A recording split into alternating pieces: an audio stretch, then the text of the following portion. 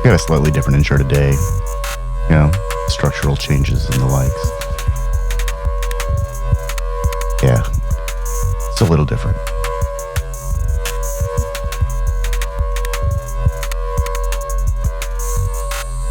Not nearly as much talking. Wow, that was random. Exceptional radio. Good afternoon. It's the 12th of February, and it is a beautiful, sunny 53 degrees here in the Midwest. And we've got a special guest today, but I think the most important thing on the news is all of those balloons over flying over North America. Because the first one was the size of a school bus, but this last one, or the second one, was only the size of like a mid-sized sedan, I believe, and did not contain any of the attitude or altitude control that the big bus-sized balloon. I'm just going to call it the triple B at this point. the big badass balloon. That was a giant thing. That was an airship, but the smaller one wasn't. And it's interesting because it seems that there have been reports of more and more of these, unidentifiable flying objects, because they're floating around, a car-sized object floating around 40,000 feet. And that might as well be, a dot in the sky. Maybe you might mistake it for a small puff of cloud. And like, I'm not gonna like kid myself and pretend that I could see an object at 40,000 feet, and I definitely wouldn't have been able to see an object at 60,000 feet, even if it was a school bus. But this is really interesting to me because, from what I understand, balloons, flying objects, weather balloons, data balloons, telemetry balloons, scientific measurement devices, they go off course all the time, and we never hear about it. Hello? At least until now. Oh. Haha. Oh, we have our guest. Hey. So, real quick, our special guest today is a professional martial artist, a journalist, a photographer, and we are going to let him tell us what else, how he describes himself, and get further into the notion of identity. So without further ado, we welcome Mike Jackson to the show. Thank you for coming, sir. Yes, thank you very much. I appreciate y'all for having me. Yeah, man. How are you all doing today? We are doing fantastic. Yeah. Nice. It's not, so to be honest, I'm so used to video types of interviews. I was getting the whole thing set up, and I was like, wait a minute, we're just doing audio today. So it's been a cool little day for me, getting everything together. Got my little mimosa Sunday, brunch time. You know what I'm saying? Nice. Yeah, but, I'll get mine. No. So for me, I'm a man of many talents. I've always sort of created my own space and whatever little thing that I've been doing in life ever since I was a kid until now. So for me, I grew up being a fan of martial arts, whether it was like the martial arts film, like the Kung Fu flicks, whether it was boxing, professional wrestling, whatever. I was into combat sports. For me, my mother, she was kind of like, nah, it's a little too dangerous. So growing up, I was always into sport. I'm always athletic. So I played baseball, was the first sport I played. Then went to basketball, did some football, did all the tennis, swimming. But I was always a fan of martial arts, but was never able to like participate. Fast forward, I'm in college, and I essentially meet someone who's like a wrestling coach. We had a little conversation. He was like, yo, come check out my gym, see if this is something that you're really interested in. This was around 2008. About 2008. And I remember walking to the gym, and I was like, yo, this is, this may be for me. So I had to wait for the refund check to come through. I was, at the time, I was going to Texas A&M out in College Station, which kind of crazy thing, man, how my life works out with just different things. Like even in this, College Station with this, it's a racist ass city, predominantly white, but then I fall into MMA, I'm very pro-black. I've been pro-black. Or I had some people call me militant, I guess, back in high school, but I never felt that I was a militant black. I just, it's all about common sense for me. It's like, yo, just don't be an asshole. But anyway, That's I'm out in actually going to College be one of State. my questions in terms of we can address pro-blackness here shortly because I want to get into that. So please continue. I want to actually say something really quickly about this. Go ahead. I've looked at a few pictures of you that are available just online. Just Google search Mike Jackson, and with your physique and skin tone, I would actually describe you as like a golden Adonis. I appreciate that. That's a great the fight crazy name. thing, dude. That is a pretty great fight name. I'm being honest with you. Even till like last week, I forget how like fair skinned or how light skinned I am until I look in the mirror. If I'm being honest with you, it really, I'm just kind of like, if I'm going to wash my face and I'll look up like, oh shit, like I didn't realize it was this bright, But I think that also, like, I remember as a kid, my skin tone was based on the time of year. So if it was summertime, I'm outside a little bit more. I'm a little bit darker, right? But then sort of in the spring or winter, springtime, I'm inside more. So I'm my skin complexion is a little bit brighter. So that was how I was able to gauge as a kid. But now I don't really go outside like that, so I'm not into something like that. So I guess I'm always just I'm the inside complexion. I definitely would have been a house slave back in the day. But no, so I'm out in College Station. I find this MMA gym. This was, like I said, early 2008. I waited for my refund check to come through and everything. And then I remember, for me, I was like, I have a little bit of OCD in me. So for me, my thing was like, yo, we got to start this at the beginning of the month. Like we want whenever they pull the cash for the month, we want it to be on the first of the month. That was just me. So I waited a little bit, make sure I had the money stacked, because I signed up for it. At the time, you had to do like these year contracts. Be honest, that was the first time in one of the. I'm still like I pay my trainers and things like that, but as far as paying a gym dues, like that maybe this was what 15 years ago. I don't think I paid real gym dues since I pay people like even then like now like I'll get like a crazy discount like because I'm Mike Jackson, so they're like just give us like a little bit like $60, and I'm like all right cool. But the last time I real paid gym dues was literally my first year of training.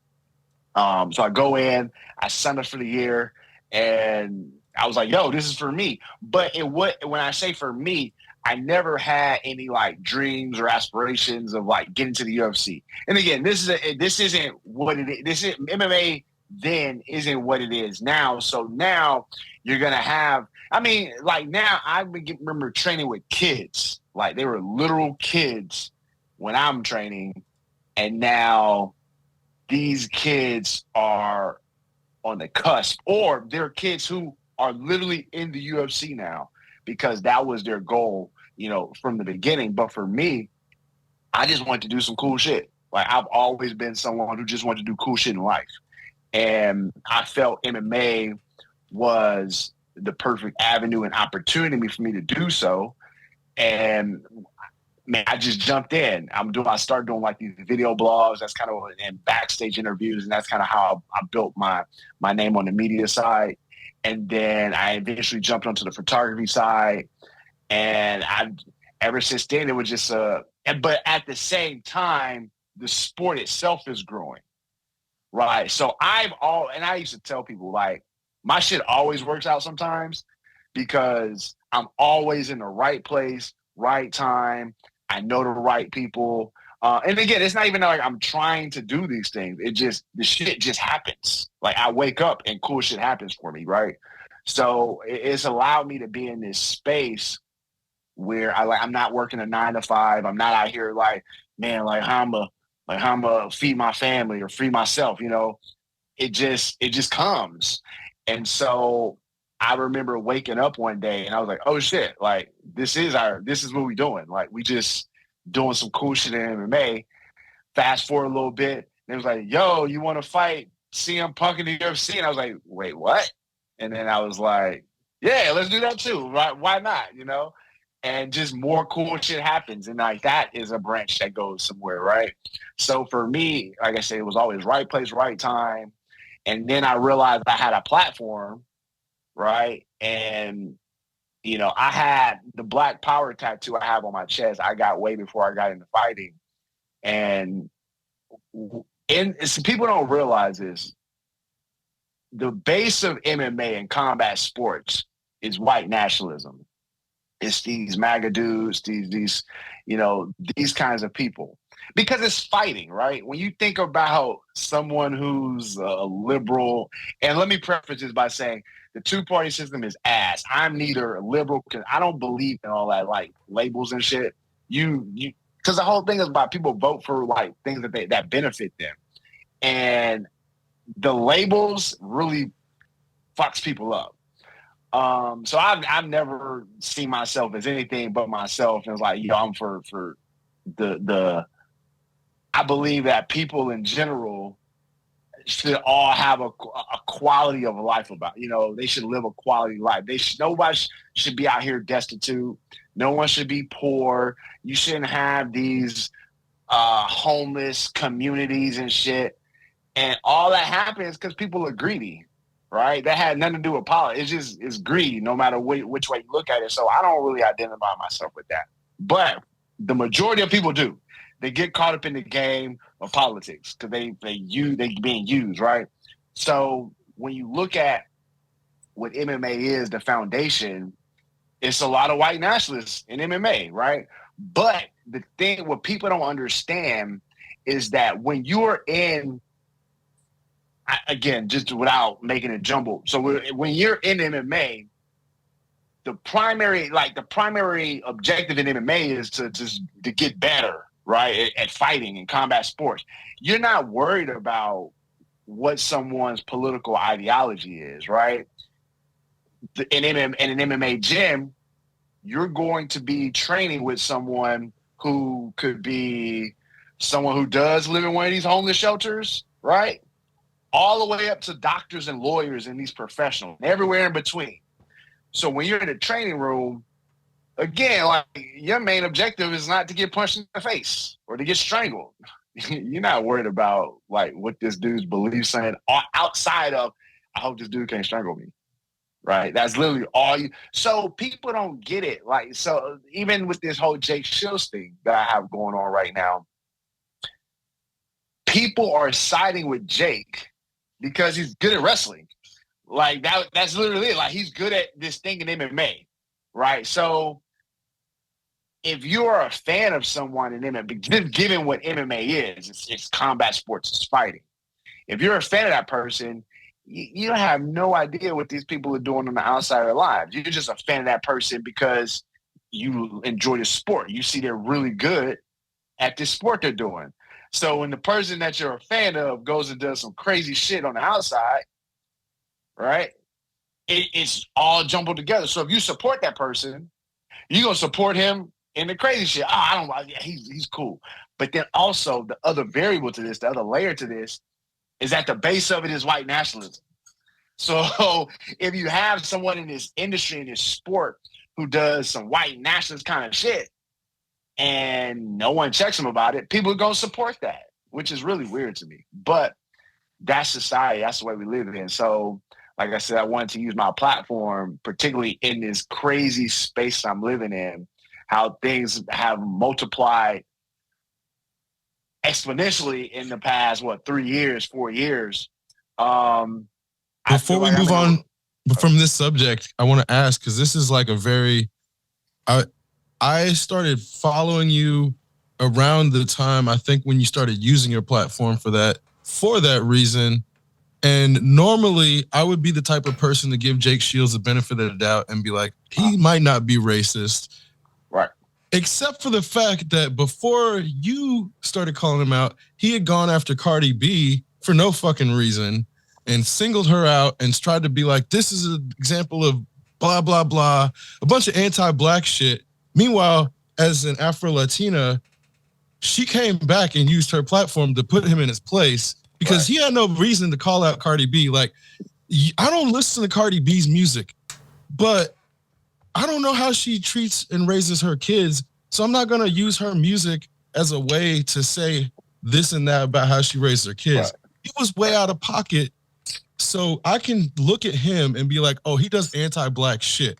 Now, when I was looking at the way people have interpreted your Black Power tattoo online, I see all these things. Mike Jackson is a black nationalist who supports anti-white stuff. And then I go to your Wikipedia page. Well, your father is white. So how can this person who has a white father be anti-black or anti-white?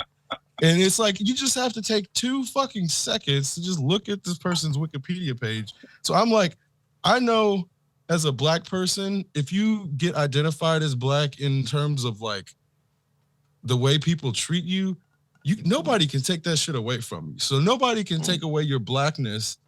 It's more, I'm interested in when somebody like Jake Shields tries to use his platform to paint you as a black nationalist who hates white people.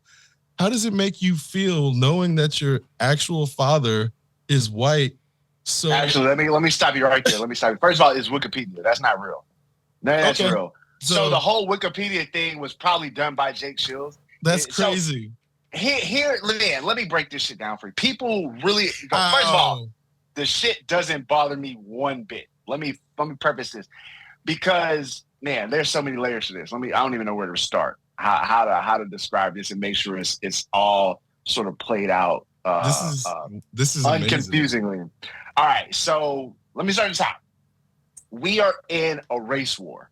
People since way before our time, like this. So actually, before that, all of racism is classism. First and foremost, racism is classism, but you have to have like a talking point in the classism. And so the main talking point in classism is racism because it's a point that can further divide your opposition. And what I mean by we're the opposition. You have the people who are essentially running the country or running the world, right? And they like, yo, what's a tactic we can use to make our life easier? Because for them, the people below the classism are trying to fight their way to the top, right? But the people at the top was like, wait, y'all, what y'all doing right now? So for them, the easiest way for them to distract the masses is do the racism card because it's something that is everywhere, right? Race is everywhere, like because race is a social construct. So when you socially constructed this thing, you put it everywhere. So when you trying to, it's literally it's the play to make. If I were in their position, I don't want the opposition to come up. I have to be strategic about it.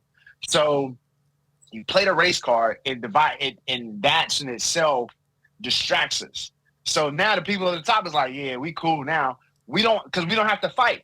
The people below us who the people below us are doing the fighting for us. And when I say this, I remember seeing a picture of some hillbilly inbred hicks in West Virginia, right? These people took a picture next to a Donald Trump cutout, and they're happy. And you look at that picture, you look at the background in West Virginia, it's fucking trash and hillbilly type shit, and you ask yourself, what do these hillbillies have in common with Donald Trump? Nothing. They just and the whiteness is, I mean, that's all relative, right? Well, it's not the same type of whiteness. They're convinced it's the same type, but it's not the same type of whiteness. 100%. My point. Yeah. So in their minds, because here's the thing, right? White people, you're inherently growing up to believe you can be whatever you want to be. You can be president of the country if that's what you choose to be, right? It doesn't matter if you grew up in the bayous of, I don't know if they have bayous in West Virginia, but some crazy destitute portion of West Virginia. You can still be president, little Timmy. Little Timmy has no shot in his fucking life of being president, but they believe that, right? So you have these people taking this picture with this cutout Trump. They believe they can be in the same room with Donald Trump. When he gets up here in these little rallies and he's talking to these people and they're cheering for him, like, wait, y'all are not the same white people. It doesn't work that way, but they believe it. It's propaganda. So to the point, all these people saying what they're saying, it doesn't bother me. So then it trickles down into the MMA sphere. Like, and I already described what the MMA sphere, the base of it is, right? So then you take the Jake Shields, and then he's one of the bigger figures in this space. People believe whatever he says. So in the moment when I didn't know they were recording a video. All I was thinking about was like, oh, the PI. I'm just gonna use this video to do what I got to do, right? So fast forward like 30 minutes of the day, I see the video, and all I could think was, this dude posted his assault online. Like, who does that? But then I know the type of people who do that, right? These fucking Nazis do that, or people who are criminals do, like, they dumb criminals by that. You commit a crime and then you post it on social media for cool points. But again, when Jake Shields doesn't function in the regular world. He functions in the MMA sphere. In the MMA sphere, his way of thinking is the way to think. So when the moment happens, right, you take this video and you post it, he's doing it from the position of his white privilege. Like, you know what? I got this video. I can post it and make him look bad. I can go out and say these things to make him look bad, and people will believe me because I'm Jake Shields, which is wild. And here's why Michael Bisping took his side. Here's the crazy thing about the whole situation. No one has seen the full video. Everyone has based their opinions off of this skewed perspective. Because no one ever asked, like, all right, I get it. Like, Mike Jackson called Jake a Nazi, and then you press play on the video. No one asked, wait, how did they get there? Like, how did this trend? No one ever said. They just assume. And again, I understand what it looks like from the forefront. Like, if I'm a person who's seen the video too, the bad story is not Mike called Jake a Nazi. And if you look at it from the perspective of, oh, they're the PI, what the story that the narrative is going to play in your head is like, all right, Mike and Jake saw each other at the PI. Mike continued calling Jake a Nazi. Jake double-legged him and was beating his ass. 100%. Like, I fully understand what it looks like. But here's the thing. That's not what happened. There's a whole other video that shows the whole thing played out. So when people are attacking me, one, I understand who the people are that's attacking me. And two, none of that matters to me. These people's lives and opinions literally don't matter, right? People say, oh, you're embarrassed, this, that, and the other. I was like, why would I care? Like, these people don't like me as it is. Like, people don't like me because I have Black Power tattoo, because it's the white fragility in them, right? So if these people don't like me for being pro-Black, why do I care about their opinions? And again, this shit isn't over. It's 1-1. The match is tied at the moment. So it is what it is. Man, I want to get a tattoo that says "Powered by Rice." Man, hey, and that would be cool. If that's what you choose to do. You know, the other crazy thing, right? And here's the thing, puts it in narrative, right? About, and we're gonna get a little bit of this later. This anti-white shit. All it is racist white people trying to gentrify oppression. Like, when you're in a country that's run by white people, or when you're in a world that's run by white people, you can't be anti-white. Like, and you ask somebody, what's anti-white? And it's like, you get picked playing basketball first. Like, what? Like, what are you talking? Like, and there's this, in the whole play though, giving back that this is a war, right? And that's how I look at all of it, because that's what society has put us in, right? When you look at a war, you're gonna have both sides are gonna feel that they're right from their own perspective. But we can all see when we talk about what's right and what's wrong, going back to the classic, because all racism is classism. So when you look at it from that perspective, again, if you're the person in power, you don't want to lose that power. You know, you like if someone give you some good shit, like you jonesing for it. You like, oh, I never want to give this up, right? Because then you got the other people like, hey, all right, time is up. Y'all been cheating this whole time. Let's even it. And they like, wait. Nah, we've been having this for centuries. Why would we give this up? So I get it. That's why it doesn't bother me, because why would I be bothered or hate someone who their objective is like to destroy our lives? Like, I know what their objective is. So I'm not going to waste my energy and emotion on like being upset. No, I know what they're trying to do. I need to use that energy as opposed to putting into emotions and being upset. I need to use that energy into fighting these motherfuckers. So for me, I know people all the time are like, yo, like you really be going at these dudes online. And first of all, I got a lot of time to do that, for one. But that's where I choose to put my energy. I enjoy antagonizing Nazis. Like, it's one of my favorite pastimes. Just like these motherfuckers, like, I don't know, going to a football game and watching that dumb shit. People about to watch the Super Bowl today. They have nothing invested in it. They're just a fan of football, right? I'm a fan of antagonizing Nazis. So just like these motherfuckers were going to watch the Super Bowl, I that same energy goes toward these cats.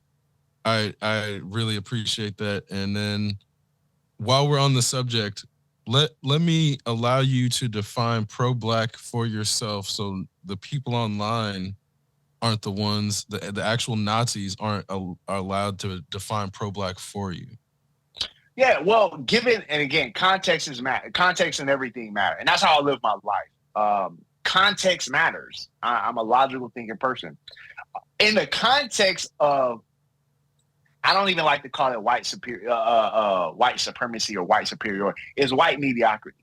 These people are scammers and grifters who cheated their way to the top. That's literally, like, these people aren't smart by any means. They're just good at grifting. So when you're living in a society that's controlled by the grifters who are white, anti-white is just like, yo, we want y'all to stop being pieces of shit. That's like, if we want to talk about what's anti-white is like, yo, can y'all people stop being pieces of shit, right? So in this society where the white people who run it are pieces of shit, being pro-Black is just meaning like, we matter. To the point that I got the tattoo, when I got the tattoo, given that I grew up, to the point of like my how I grew up, right? My biological father, he's retired now.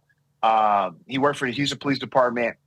I equated my father to an Avenger. He was the when we talk about the top police officers in the city, in the state, or whatever, he was that guy. He was a guy that when you see like the press conferences and people on TV, he's a guy that's talking. He's a guy standing next to the chief. He's a guy when I'm, 8 years old and we just riding around town. Everybody knows him. He's a celebrity. Like, anywhere we go, oh, Officer Jackson. And it's not this like a celebrity. It's someone that people respect. I'm talking about, I've been in the hood with my dad, and I know cats who, like, what are they, gangbangers or whatever, they show my dude respect. If we over here talking to the chief police and and people, his coworkers, they treat him with respect. Every time we see him, oh shit, this your daddy? This Mike Jackson, your daddy? Like, and they just like, oh, and it was the coolest thing growing up, right? So that was my biological father. So I had him in my corner. Then on my mom, she's a nurse. She's on the administrative side. Then she remarries, into the medical field. So my stepfather, he's a doctor who owns his own practice. So when I'm sort of shown this way of life, I was like, oh, that was the other thing. When you are exposed to privilege, going back to when people get power, they want to let that shit go. When you're exposed to privilege, you don't want to let that shit go. So for me, I was exposed to privilege at like 9 years old. And I went from living, the community I lived in was a middle class black neighborhood in Houston. I go from that to living in and essentially in affluent white neighborhoods, right? But it doesn't change me. And I've seen people that shit change. It never changed me. So growing up in an affluent neighborhood with all these people, athletes, white fucking engineers, doctors, lawyers, et cetera, all that shit, right? I remember I was like, you know what? The reason for me getting a tattoo was because I grew up in this environment and I never want to forget who I really am. So every morning I wake up and I look in the mirror and I see black power on me. It's a way to sort of, I don't want to say like a callback, but just a little like, hey, don't forget this shit. Every time I look up, because in the environment that I'm in, it's not something that's discussed or talked about, right? I know it. I had all the black shit I had to learn. I had to learn on my own. Now, let me preface this by saying I did growing up. I went to a black private school. So given that we're talking about the Black National Anthem on social media at the moment, I was learning the Lift Every Voice and Sing. I was learning that as a kid. I had no idea it was the Black National Anthem. I was like, oh, this is a cool song. It's just a good song on its own. It's like a great song oh without the God, context. Like if you don't have the hairs on the back of your neck stand up when you hear that song, something's wrong, just without all the context. Exactly. So I remember growing up and I always thought like, oh, this is a dope song. I remember to the Let Them Be Fun it's kind of like soft and then it gets to sing a song. We always do that. Everybody gets to that part and nobody knows the words to the next part. That's like but we drop it with the voice. Because it all up here is high. No, but it's like the best part. It's like it's when everything hits and it's like the words don't even really matter, but everybody knows that's like the best part of the song. And then when the next key change happens, it's like that's the shit, man. That whole song, again, aside from the context, the song itself is just like when you have somebody who can sing, performing, especially like a choir, it's like an ethereal experience to the point where I'm like, apparently the people who are mad about it have never heard it, or they just don't have souls or something. Because that's where I'm like, just forget the context. It's like November Rain or some shit. Like November Rain when fucking Slash the guitar solo hits. I'm sorry, if you have two ears and a heart, that shit hits. It don't matter who you are. It don't matter the context. There's certain songs where it's like, it's just a fucking great song.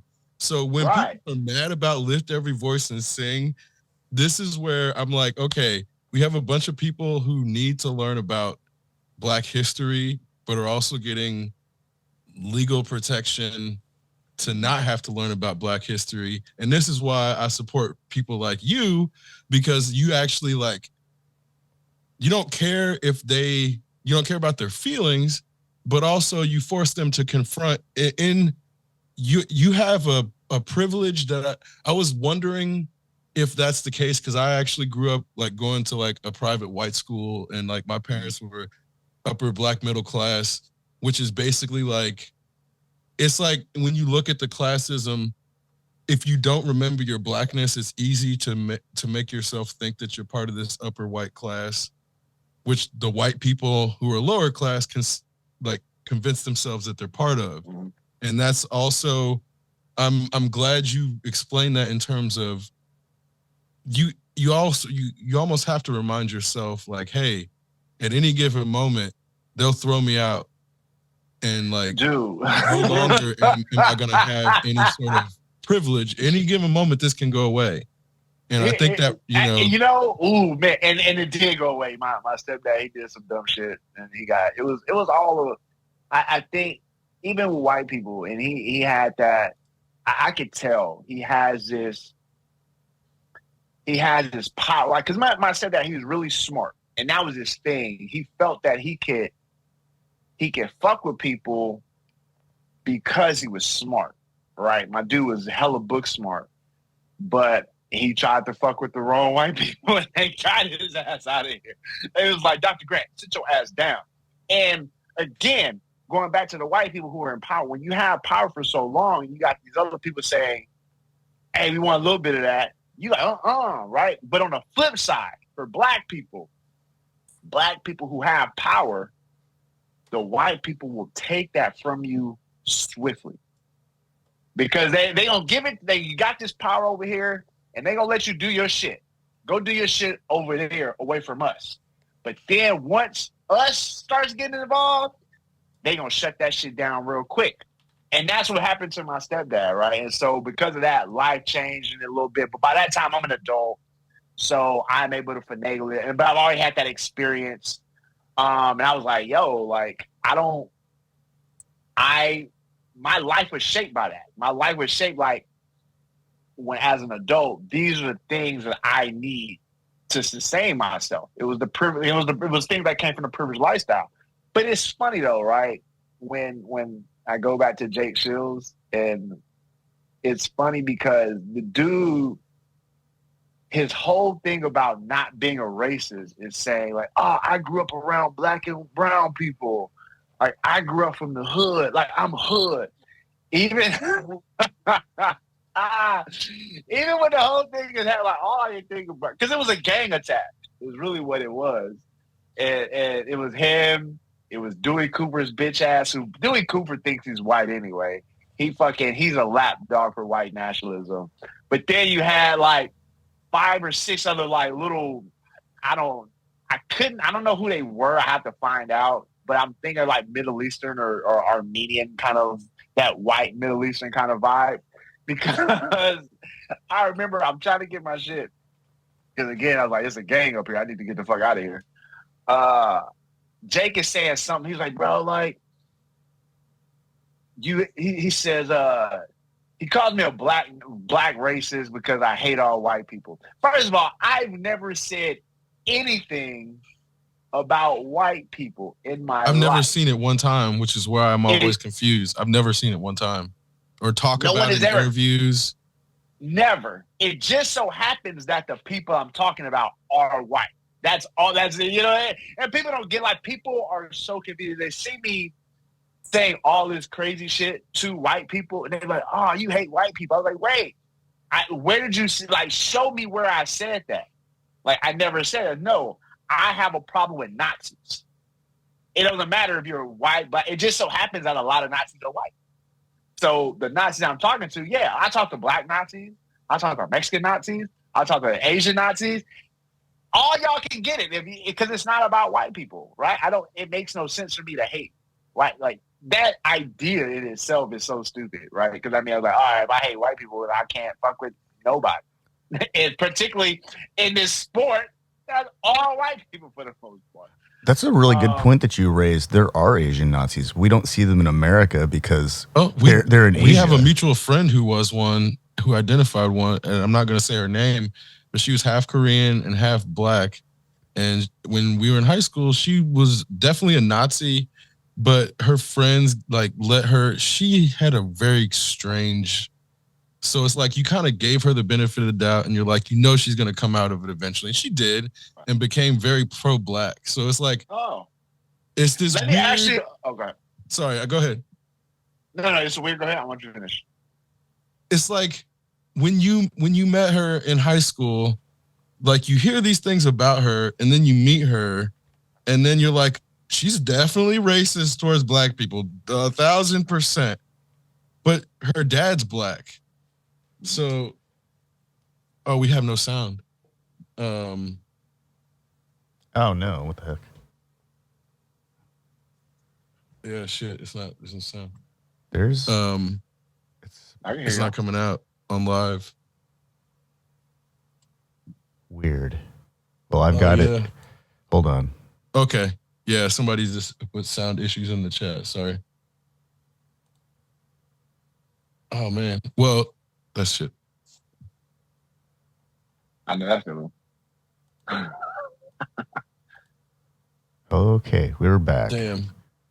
I've been recording this whole thing. I'll just Okay, that's I'll great. put the whole thing up when we're perfect. I was wondering, I wasn't gonna like lambast or nag you about it, but I'm like, oh fuck, I hope he recorded.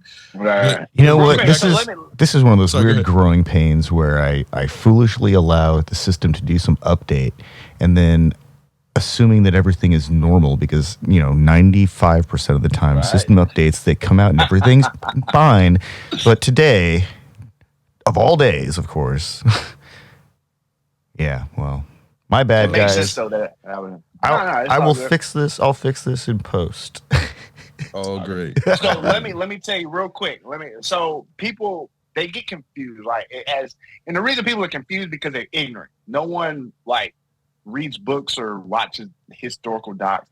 So people always want like, why do you call these people Nazis? Nazis they killed Jews and blah blah blah blah over there, right? And I was like, wait, you must think that's all Nazis did. They just did this one bad thing, right? Like, no, Nazis did a whole bunch of different bad things that all came under the whole white nationalism type of thing, right? So for me, giving back to the whole war, right, there's a line in the sand. You have the racist versus anti-racist. You can be at the fence. I am fine. But if you are on top, if you're sitting on the line or even on the fence on the other side, you are not, you can be not, whatever you want to call it, Nazi, MAGA, Klansman, Proud Boy, all of it is the same. And the reason I say that is because I had someone come to me. It was like, yo, like, you call these people Nazis, but like, there's a difference between white nationalism and white supremacy. I'm like, hey, you can go and dissect why to me, it's all the same shit. It don't matter if you a Nazi or I know Nazis may not like Klansmen, right? But their ideology is literally the same thing. So for me, and the reason I say because white people, being that they like to gentrify oppression, they like to gentrify race. Oh, so the whole thing now is like they call black people racist. So for me, I had to figure out a way that wouldn't get me banned because I got banned on Instagram. I had to start a new page. But so I had to figure out a way to not get banned, but also not get lost in the sauce. So if a white, like Jay Shields says, oh, Mike Jackson's racist, if I just come back with, well, Jake, you're racist. Like, they don't really do nothing. But if Jake calls me racist, I come back and call him a Nazi or a Grand Wizard or a Klansman, that's going to stick a little more. And now they're trying to call me a Nazi too, which is like, fine. Like, if that's what y'all want to do, fine. But so to the point of why I'm calling them Nazis, one, I told you our lunch, they're all the same thing. But I realized that it's so triggering to remember I said my main focus in life is to antagonize. I antagonize Jake Shields so you know how all this started? Let me ask you real quick. You know how it all started? I don't, honestly. I just saw at the fallout. So it started, you mentioned it earlier. It started with the Cardi B tweet. See, that's I had no idea it started with the Cardi. That's funny. I had no idea. So I saw the Cardi. I was in San Antonio too. I saw a Cardi B tweet, or maybe someone had sent it to me or whatever, and I saw Cardi's response because Cardi responded to him. She flamed him. So she flamed him. So when I saw the flaming, and then I went and I tweeted Jake, and I was like, I said something like, yo, like, why are you in your white fragility? Like, why are you bothering these people? Something like, it was something mild like that. And he went on. He was like, oh, I want to fight you. And I was like, fine, but can we talk about why you're a Nazi? Like, can we talk about that? And he lost it. So to the point, I called this person a Nazi, and he lost his shit to the point where he acted like a Nazi in person. So this is why it's weird, and to the point of why I call them Nazis. These people know Nazis are bad. They know the name, the label of being a Nazi is bad, but they have the ideologies of a Nazi. So they don't want to be called, even though they think like Nazis, they don't want to be called a Nazi. So if you call them a Nazi, they act like Nazis. Because to the point, right, if you weren't a Nazi, Jake, when you saw me, you would be like, oh, it's that piece of shit Mike Jackson. Fuck you, Mike Jackson. And go do whatever it is you were going to the PI to do. You would have said some mean shit back to me. Because all I did was say some mean shit to him. And you to go back and do what you. But no, the Nazi, when he saw me, acted like a Nazi. Therefore, you're a Nazi. Like, I don't get that. Like, it's really weird. How these people think, dude. I love it though. Yeah, and I think that's where knowing as a black man when you're in a position, especially in a public place when people are around, if somebody comes and antagonizes you, you can't get violent even if they've already sort of thrown the first punch, because they're going to lie. And if you don't have a camera, they're going to win. So knowing that is why I assumed you didn't fight Jake Shields. So when I see Mike Bisping like come out and say some shit, I'm like, get your British ass out of our business for, you know what I mean? Like, you have no fucking idea what you're talking about. Not to say that Mike Bisping doesn't have the right, but he has no fucking idea what it's like to be a black person. So for him to assume that it was just some innocuous, like, oh, they had a fight and a tussle and Jake Shields won. Like, dude, get the fuck out of here, Mike Bisping. And I'm calling you out specifically because I know that type of person just feels entitled to make commentary about shit that they know nothing about. Right. So if Mike Bisping ever hears this, I want you to take some time and learn about shit before you say anything. Just do that in the future, because getting clicks isn't worth looking like a fucking idiot. I had to stop listening to Mike Bisping because he's too interested in clicks and doesn't think about shit before he says it. Because that's where I'm like, I used to like Mike Bisping after not liking him when he was the Count back on right. Fighter. I've been watching since Hoist Gracie. You know what I'm saying? I've been watching because I started training a long time ago. So I've seen martial arts. And on the note, there's going to be people who say it's not rooted in white supremacy. And the issue is martial arts in America is 100% rooted in colonialism because it's the soldiers who brought it back. So anybody who's going to say that's not right, you don't know fucking shit. So let's get that out of the way. And then in terms of the white nationalist audience, I think we have come to a point where people have co-opted our language, and you called it out earlier, but there's this gentrification of oppression happening, and we have to stay ahead of the double think and newspeak in terms of how now you're racist somehow. And I've watched it, and the issue is, the reason I don't jump in is because if I jump in, they call you weak. I know their playbook. And it's like, I know for a fact, even if it's a matter of if I come and comment on your thread, and all of a sudden, oh, they're weak black men, they need to gang up. And it's like, that's what you guys were doing, but you'll use that against us. So I already know that I can't do that particular thing. It doesn't even bother me, like even a little bit. And here's why. Given that I understand the nature of the industry, I know that a lot of people aren't going to jeopardize their social standings or whatever, right? To the point where even the day that all this shit, the morning all this shit happened, like let's say an hour before, right?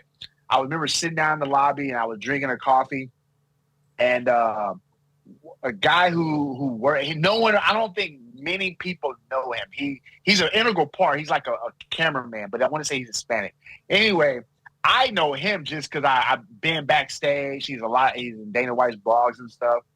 And he walks in front of me, and when I see him, I recognize him, but I don't. Sometimes I don't know if they just know me just for Mike Jack. I don't know how they know, so I don't say anything. So he goes to get some coffee, and then as he's done, he looks at me. He's like, "Oh, what's up, Mike?" And my first, I was like, "Oh shit!" Like, he knows me to the point of talking to me. But then he was like, "Hey, I fucks with you. I like that shit that you do." And in the moment, I thought he was talking particularly about my photography, because he's a photographer, videographer himself. But he was like, nah, he said, keep fucking with them racists. And he walks off, and he just skirts off. And I was like, oh, that's the shit that he's talking about. But then again, I even at a local level, like the shit is so ingrained in even in Houston MMA. I got some wild shit going. I can't really talk about it because I can't give up the sauce yet. But I got some white nationals in Houston. I'm about to fuck some shit up out here. Like I gotta tell you what my plan is about these guys. But he said, and he walks off, right? But then even I got fighters, whether they're black or whatever, they come to me backstage, Mike, dog, like, I really fucks with you. I get people in the DMs. But on the surface, it's none of that. But again, like, because of who I am in the like, I'm not someone who's trying to like fight up the rankings, or I was not someone who's trying to be a champion. I'm just fucking around. I've always been doing this for the shits and giggles, literally from day one. And so because I'm doing it for that, like these people, like they can't hurt me. And I'm so ingrained, and to the point where I'm so ingrained in the culture, I honestly feel I could be talking on my ass here, but I don't feel there's anything anybody can do to get me out of MMA at any level, because I'm so ingrained in this shit. Like I'm so intertwined that if people try to get me out, it's literally going to hurt people above me. Like that's how ingrained I am. I right? think so. I don't give a fuck. Do you remember when the UFC tried to ban Ariel from coming to events and how that actually ended up hurting them? Yeah. I think the same thing would happen to them, and which is 100%.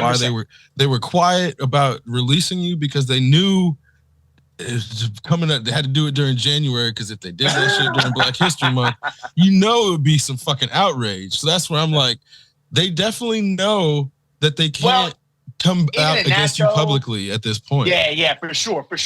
No, I do agree with that. And it has to be strategic though. But even in the release, like first of all, I always knew what it was. I knew why I was there.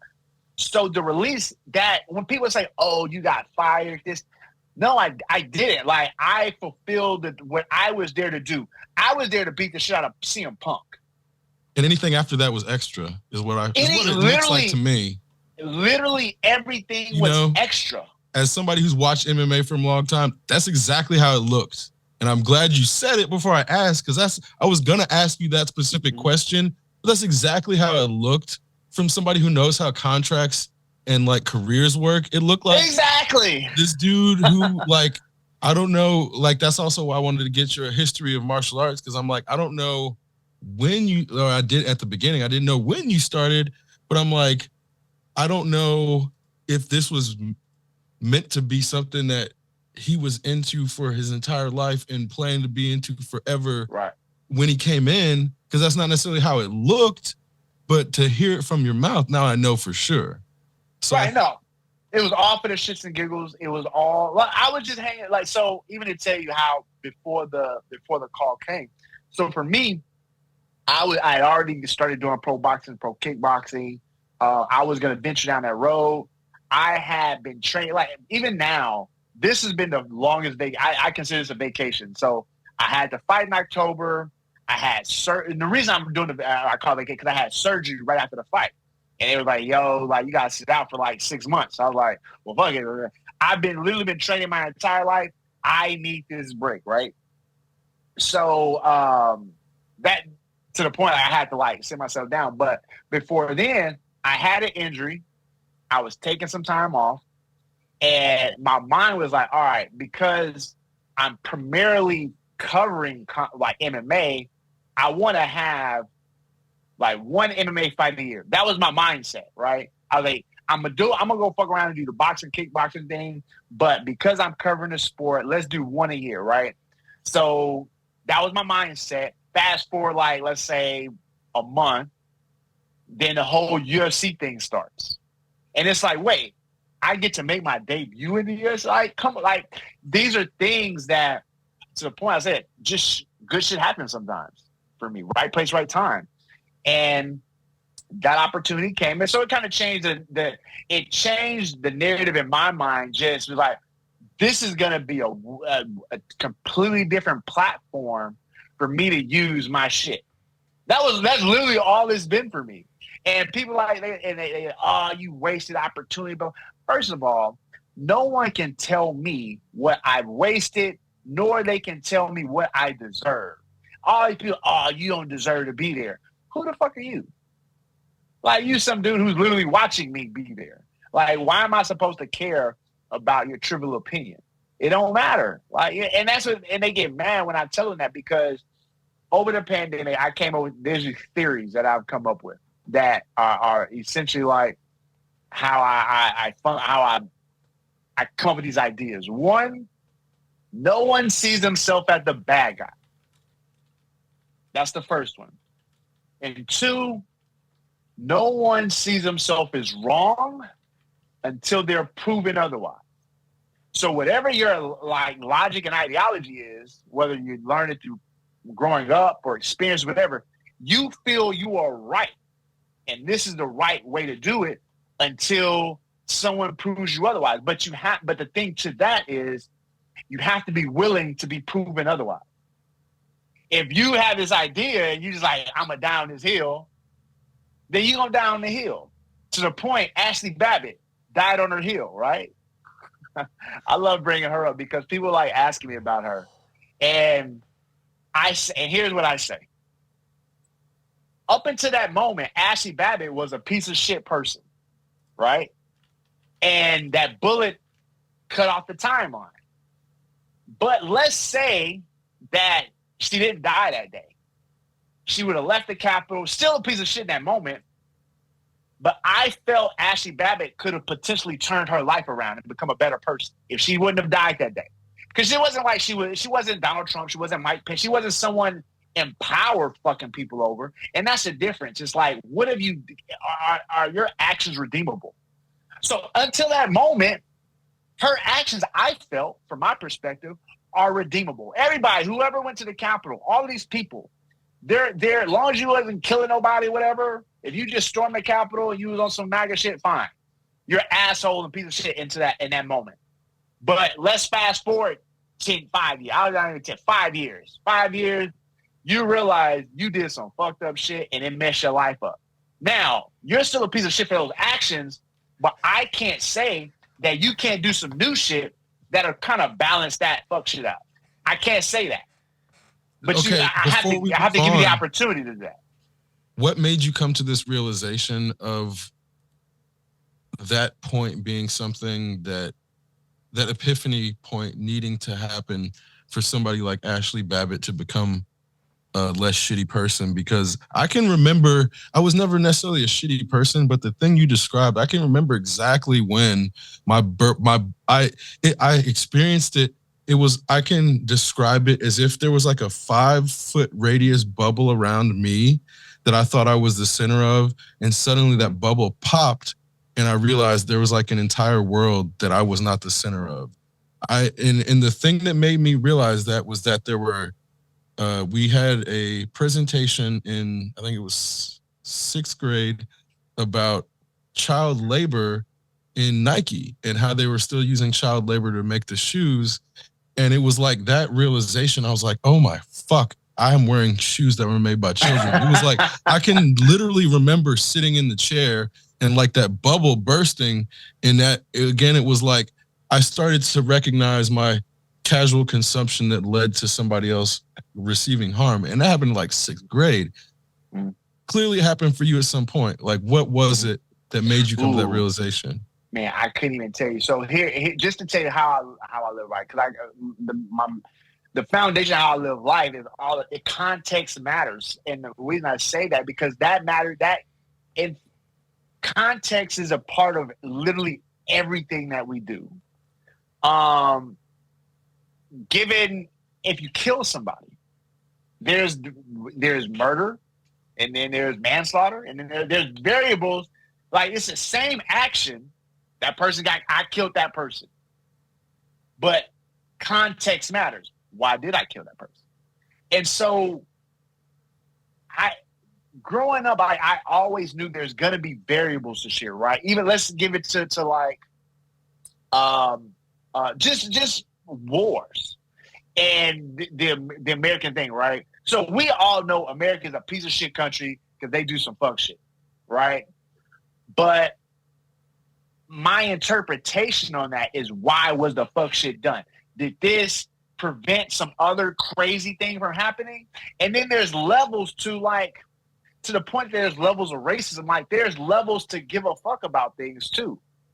I can, to the point of like the Nike, the child labor with the Nikes. There's degrees to that depending on where you fall in the spectrum. Because for some people, they're going to look at it like, damn, like I can't support Nike at all because there's like this, you have this absolute thing about child labor, right? I fully respect that decision that you make. On the flip side, America in itself does some fuck shit with child labor, and then people don't say nothing. They just ignore that. So it's like you have to pick, right? So my ideology is back to like the whole risk to reward or cost to reward type of thing. If I do this action, where's the detriment come from? Who benefits? Like all of these things play a factor. So back to the whole thing, like if I kill somebody, did I kill this person for self-defense? Did I kill this person to prevent them from doing something else? Did I just commit because I'm an asshole? All of these things come into play, and it matters. So people are out here making decisions, and they're just saying random shit. A lot of times people are saying random shit with zero. They're just saying it without the context. They're saying like to the point, oh, if you kill someone, you're a bad person. And you're like, wait, but you're not going to ask me why? Nah, you did that action. So you did that thing. You're a bad person. I can't. That takes out, well, one, it's an absolute, and then it takes out the opportunity for someone to grow. And that was important. To the point I think you asked me, whenever it was, I realized people can grow. They're not, like, if you do some shit when you're like 20 years old, you're not the same person at 30. So to the point of Ashley Babbitt, if she wouldn't have died that day, I'm not saying that she couldn't have grown and become a better person. Now, was it likely? Probably not. She's probably going to be a piece of shit for the rest of her life. But that opportunity is still there, and that the opportunity is still there. I don't, I look for that. I don't, man, I kind of ramble on that one, but no, that's great. That's a great answer. Yeah, that's kind of how I look at that. Like, it's all about growth, though. To the point is, like, I feel I got to the point where I understood context matters about things. So you need to get so I can't make a give an opinion or have an opinion on something that I don't know the full story. To the point, people have all these opinions about the Jake Shields videos. Like, wait, y'all don't have the whole story. Like, but even that though is so crazy. Like, no one asks, like, wait, how did y'all get on the floor? If y'all talking about, because people are like, wait, y'all at a fight at the PI, y'all can fight in the cave, blah blah blah. Fine, yeah, we can literally all that can happen, but that's not what happened. We on the floor on the outside of the cave. No one gonna ask, like, why, if we're gonna fight, if we agreed to fight, why did we agree to fight in the octagon that we're literally next to? But we agreed to fight on the floor? Like, that doesn't make sense to me, man. But to the point, all people are trying to do now is win. It's not about being right or wrong. It's only about the win. I mean, asshole though. Yeah, that's harming a lot of relationships between groups and then individuals. But in that vein, one of the main things I wanted to give you is the capacity to put yourself and your situation in context with this whole call. Because that's where I'm like, I don't want to decide where we go with the discussion, because one of the things about this show when we bring on guests is allowing them to define themselves and give their own context. And I don't feel like even after knowing that the Wikipedia page was like, I don't know how many lies, one of the things that immediately stuck out to me, which pushed me in this direction, is your Wikipedia page frames your career in the context of Mick Maynard. So this is supposed to be a page about Mike Jackson. Yeah. But it's like Mick Maynard is the one who got you into mixed martial arts. And I'm like, this is weird because first off, I'm looking at it like I came here for information about Mike Jackson. So why am I getting fucking Mick Maynard? And then knowing that you didn't really probably have anything to do with that, it is like somebody's trying to make me feel a certain type of way about Mike Jackson before he gets the chance to tell me about himself. And that was like one of the main things driving, like, I didn't want to have too many questions because I wanted to allow you, like I said, to give yourself and your life and your martial arts career and your pro-Black, all that context. And it sounds like for the next question, in your life, how much power do you feel like you've had over your identity in terms of what you define, how you define yourself, and how many things have been defined by society, and then you have to work within that framework? I tell people, man, I'm an anomaly in life. I've been fortunate enough to shape my own identity in this space. Now, again, given that this is a war, you're gonna have the opposition. There's gonna be propaganda. There's gonna be the lies. But for me, the reason that doesn't matter is because the framework that I'm in is the subculture of society. MMA, right? This isn't, it's not a mainstream industry. Like if I were in the NBA or NFL or something, like different conversation, but it's MMA. So that's why for me, there hasn't been pushback from this narrative, oh, Mike Jackson is anti-white. Fine, I'm anti-white. But then when you dig, if you don't know me, fine, he's anti-white. But then once you engage with me, you're like, oh, wait, no, it's not that at all. So man, dude, I'm telling you, man, I don't think people get this. Like, I lose zero sleep about these people's opinions about me, man. To the point, like, they're in my DMs every day. And then they'll be like, oh, we're living rent-free in your head. And I'm like, wait, I don't think you know what rent-free means. But on the contrary, I'm living rent-free. I have a fucking condo in these dudes' heads to the point, like, one, I have no idea who these people are. And they don't have to do what and I keep telling them this. I'm like, yo, the reason I'm calling y'all a Nazi is because, one, you're here defending a Nazi. Like, you're not just here saying some mean shit on your own. Like, the reason you're here is to defend someone I called a Nazi. Like, why? Like, you don't have to do that, right? Roxanne Modafferi didn't have to do that. Gordon Ryan, Sam Alvey, Matt Brown, etc., Michael Bisping. All of these people didn't have to do what they did. They could have saw it, oh, that's fucked up, and kept scrolling. The people who messaged me, they could have saw the shit I said and kept scrolling. But no, they saw the shit I said and they wanted to win. They was like, how can we get this win off Mike? How can I make him feel bad? First of all, y'all can't make me feel bad. But fine, you can try. So they try. They come in and they say, oh, you got knocked out, or oh, you a racist Black person. I'd be like, fine. And then I would say some funny, mean shit to them. And then they do. And this is how much I don't care. Like, when I say there's nothing that's off limits for these people, to the point why I put a pin in that one. To the point I said earlier about the spectrum, even if you're on the fence, if you're even at the fence, like you're undecided, man, I don't know what side. If you're on their side, you're going to get this. It doesn't matter if you're at that fence. I'm going to give you the same level of vitriol that I'm going to give fucking Hitler. It's to say, like, because it don't matter what level of support. It don't matter if you support him at a 1 or 100. You support him. Now, if you decide not to support him, come to the other side, right? So that's my logic. So I come back, I look at them, and these people don't mean anything to me. I go to their page. I just get a little info. I get this one dude one day. I cooked the fuck out of him. His wife had just died. Bro, I ate his ass up, dog. He got so mad. Like, he lost it.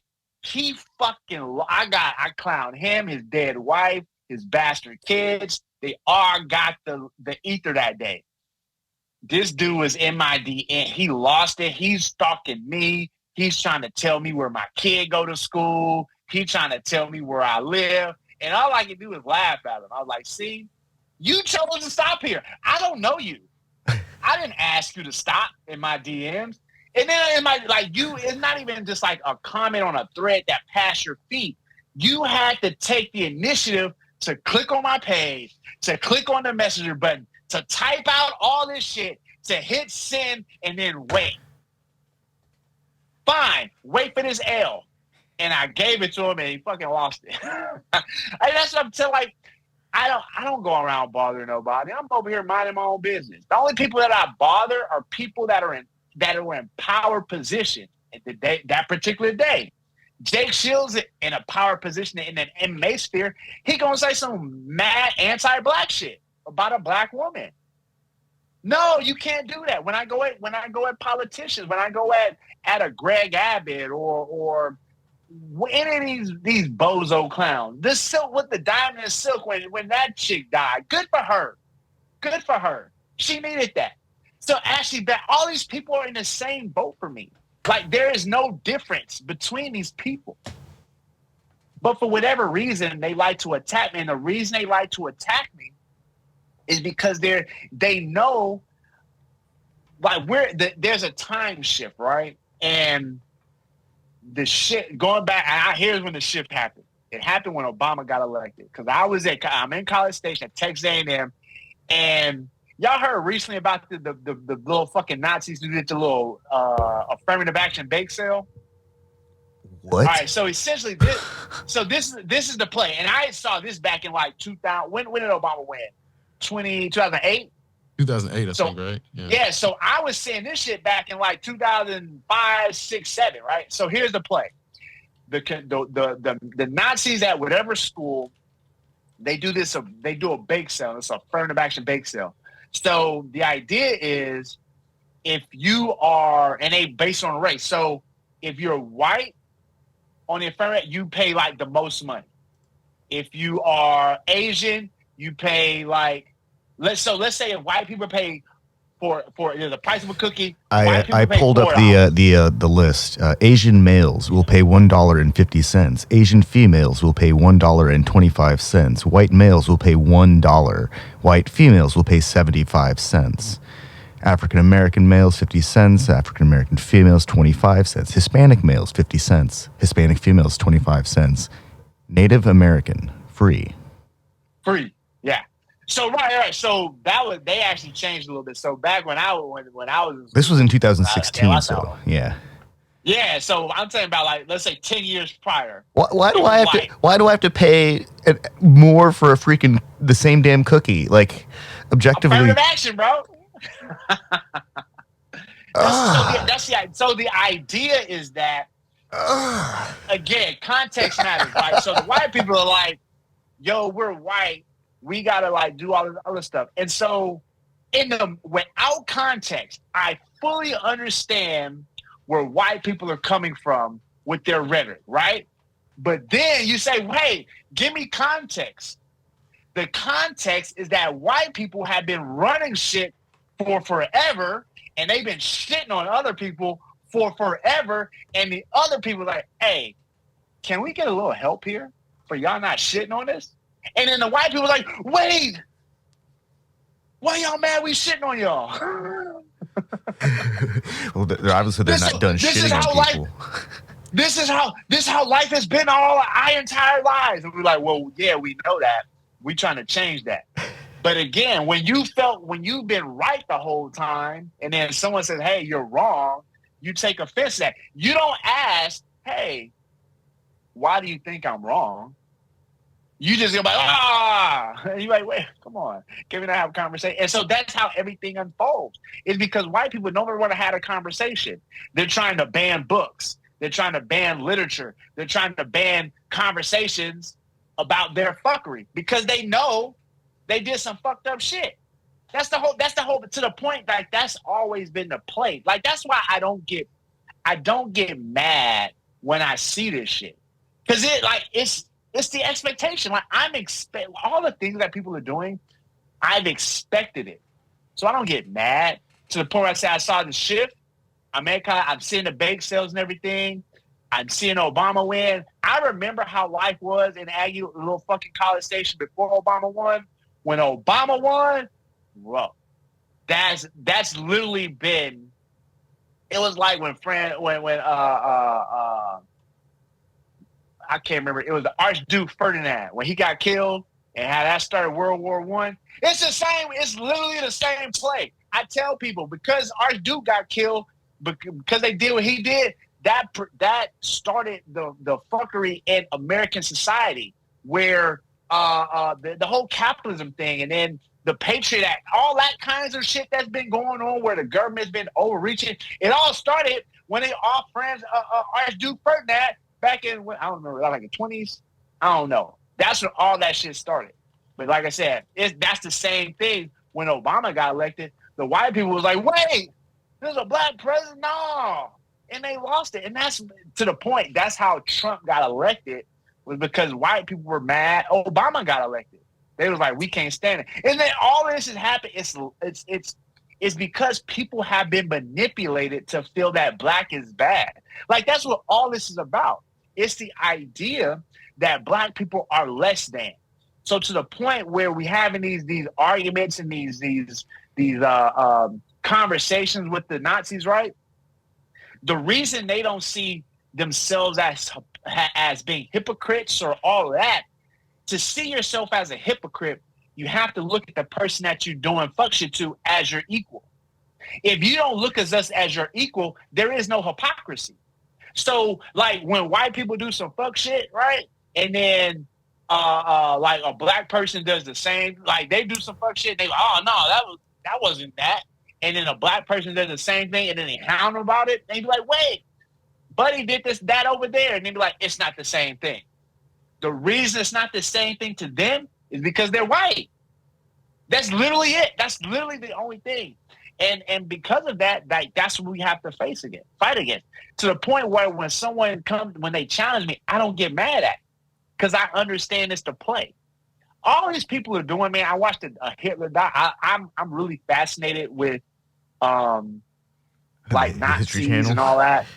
I grew up on that, but the reason I'm so fascinated by it is because I want to know about my enemy.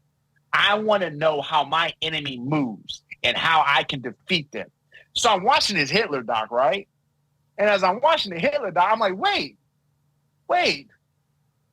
the MAGA people did this exact thing. I'm like 15 minutes in. I get an hour in. I'm like, bro, they literally did the Nazi. They took the Nazi playbook and they scratched out fucking Adolf Hitler's name and they just put MAGA. It's the same play. The issue is the Nazis stole the playbook from Americans, and the Americans stole the playbook from the British. This is and this is where I mean in terms of when you have American oppression of Native Americans and the genocide that they did here, and the Nazis copied it. We only have time to deal with one because then the other gets occluded in terms of we don't even talk about natives anymore. I mean, not us, but Americans they're invisible. Like we have a caste system in here, and we act like we don't. The natives are the invisibles. Not to downplay what the British did for 400 years. 400 years. That's a long time. But you know, they took the American model and exported it to India because they realized how efficient the American model, the plantation model was, and they brought it to India. So they took some. And don't forget China and the opium. And the opium wars, all this stuff. This is like we've seen these things happen, and then one of the things I am learning recently is this theory of intersectionality, and one of the reasons it's difficult to identify this trend and this repeated use is because they isolate us out, and they isolate the movement into India, and they isolate the movement into China, and they isolate the crack in the Black community, as if these aren't the same models being used over in different contexts. And we don't see each other's histories. So as a Black person, if you don't learn about the Chinese opium wars, and if you don't learn about the East India Company, then it's easy to feel like the Black community in the CIA crack epidemic is like an isolated incident. Like I said, they just took the fucking British playbook. So that's literally it, man. So even that in itself, right? I tell people, it's like, we don't need to be competing to see who has the worst trauma in the world. They did some fucked up shit to us, and they did some fucked up shit to y'all. We don't have to compete who they did the worst fucked up shit to. It's all bad. and to the point, like the whole Jews thing. Like I didn't get the gist of like the whole Jewish thing, because my whole thing is like, yo, y'all are white. Like I get they did some fucked up shit, but y'all are still white. And then I went recently and I watched a piece about it, and I was like, all right, that makes way more sense. To the point that I was like, you know what? They did some fucked up shit over there to them. Like, I can kind of interject and say, hey, man, fuck y'all, Nazis, and then go back to defending my people. Because for me, I only have bandwidth for the shit that I'm doing. I don't have bandwidth for me fighting for my people and for their people, right? And again, it's not a saying y'all don't deserve it. It's just like, I don't have to interject my shit. Yesterday, I'm out around. Well, real quick, that's another issue of Jews not being able to define themselves in terms of, in America, we think of Ashkenazi Jews when we think of Jewish people, but there's all different kind of Jews. And even Ethiopian Jews. And one of the problems is Israel as a state does not tend to recognize Ethiopian Jews, and then that trickles down. So we identify Jewishness in America with Ashkenazi, which are mostly German white Jews, which are still ethnically Jewish, but part of white supremacy is to lump them in as white people so they get included. This is yet again, we have our definition of Jewishness really flattened in America, and this is not an accident. So it's even things like that, which then allow Kanye to turn around and say some things about a specific type of Jew that we encounter in America that's not all Jews. And then he's only seen that type of Jew and assumes, because he knows nothing outside of his experience. And it's like, it's very difficult. This is also why I wanted to bring you on. In navigating that type of scenario and having to pick your battles, like when do you click send? Like at what point when you're like, okay, if I have to down this hill, I'm gonna down this hill. Like what are the things? Because like I see you speak on Black issues. I don't necessarily know of other things. Like at what point? I speak on Black issues. I speak on women's issues. Mainly my whole thing is just I'm speaking against anything that is considered white supremacy is really what my thing is, and that's where I hang my hat. I don't speak on things I'm not fully aware of, right? So for me, I can anything some anti-Black shit, I can 100% speak on that because I'm highly knowledgeable and educated. Like again, not only is this through experiences that I've had, like I went to school, like my minor is in Black studies. Like I wanted to major in it, but we don't have a major in Black studies. So I had to have a degree in sociology, and my minor is in both business administration and Black studies. You know, that's the route that I had to take, given, you know, the hand that I was dealt, right? So for me, here's to give you a sense. So it goes back to the risk reward, right? Because here's my example. So someone said, you don't talk shit about Dana White. Dana White's a Trump supporter, blah, blah, blah. And I was like, yes, but here I draw my line. It's all about the risk reward. So the way I look at Dana White, and this is prior to him slapping the shit out of his wife.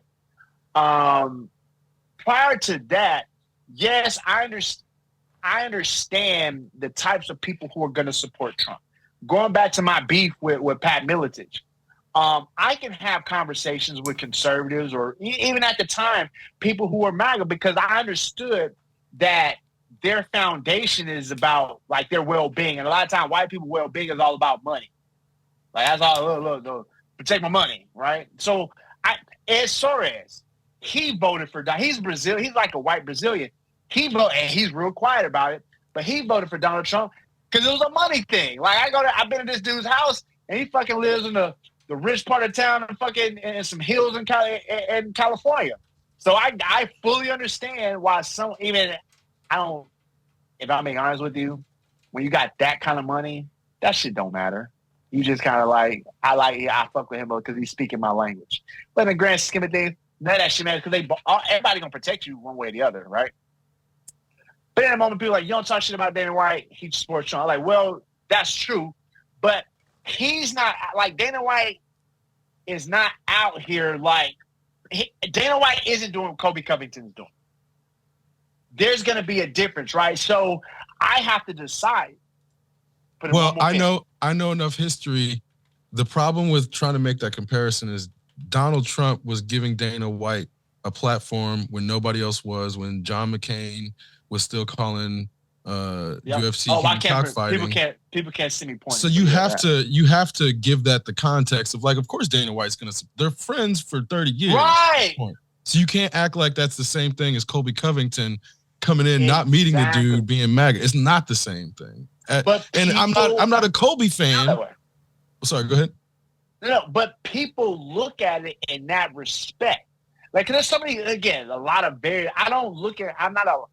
I'm not just the person who isn't smart enough to just give a basis or just a random opinion off the immediate visual. Like, no, I know how to do a little bit more. I know how to go under the surface a little bit to form a more appropriate and more conscious based decision here and opinion. I'm not just like Kobe and Dana are the same thing. They're not. They're not. And so for me, I know how to distinguish that because for me, I have to pick those battles.